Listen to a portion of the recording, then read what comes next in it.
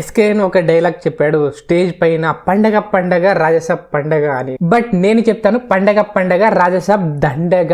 Movie చూశాక fans నిజంగా if SKN కనిపిస్తే సావగొడతారు అంటున్నారు. జాగ్రత్త, బయట తిరగమాకు SKN. Maruthi commitment villa number 17 Kolla Luxuria Kondapur.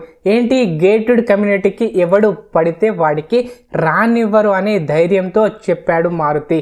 లేకుంటే ఫ్యాన్స్ ఇవాళ చెక్కేసే వాళ్ళు కొండాపూర్ కి. ఇయర్స్ కొద్ది ప్రభాస్ ఫ్యాన్స్ వెయిట్ చేస్తున్న టైంలో అసలు movie team producer Vishwaprasad premieres release చేయడంలో ఘోరంగా విఫలమైంది.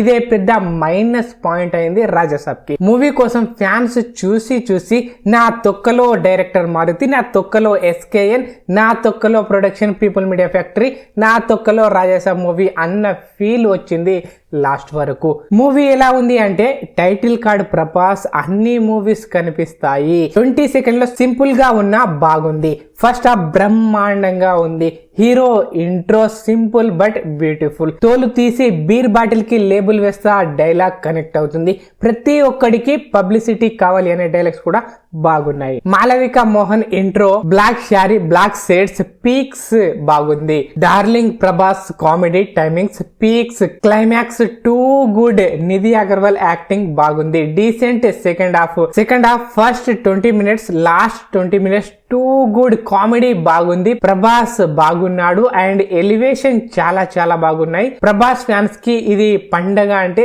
చాలా పండగ వాతావరణం. హీరోయిన్ చేసే ఫైట్ బాగుంది. రిమైనింగ్ అంతా రోతలా అనిపిస్తుంది. సెకండ్ హాఫ్ ఎక్స్పెక్ట్ చేసినట్టే ఉంది. బట్ లాస్ట్ 20 మినిట్స్ వేరే లెవెల్లో. నిధి అగర్వాల్ యాక్టింగ్ చాలా బాగుంది. అండ్ మూవీ ఓవరాల్ గా హిట్ బొమ్మ. ఇంకా బెటర్ గా తీయచ్చు అనే ఫీల్ అయితే వచ్చింది.